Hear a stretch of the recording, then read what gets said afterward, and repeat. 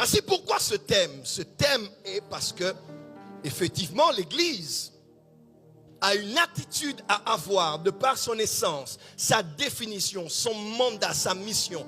Elle a une attitude à adopter face à ce qui se passe dans notre monde. Puisque ici, pour notre cas de figure, la RDC est en guerre. Dis avec moi, nous sommes en guerre.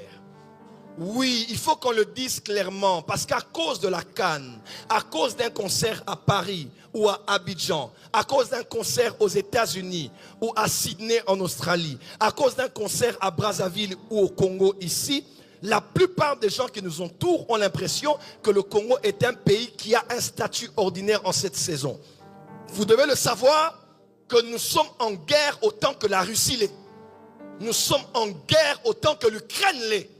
Nous sommes en guerre autant que le Yémen l'est. Nous sommes en guerre autant que la Somalie l'est. Et nous sommes en guerre autant que le Burkina Faso l'est. Et on ne peut pas se comporter comme Congolais comme si tout allait bien. Dis à ton voisin, nous sommes un pays en guerre.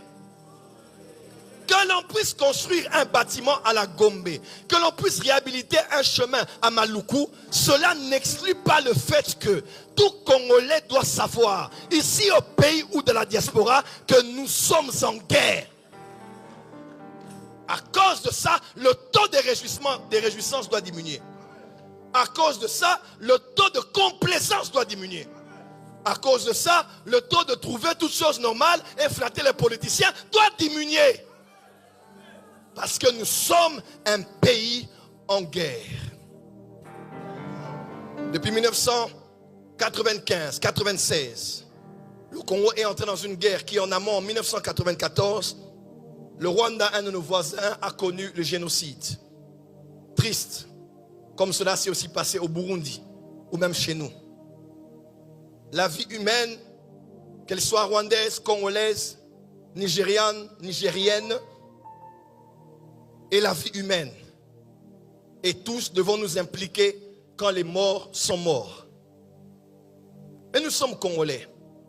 Et depuis l'époque jusqu'à ce jour, le nombre de morts que nous avons accumulés pour notre compte est bien au-delà de l'imaginable.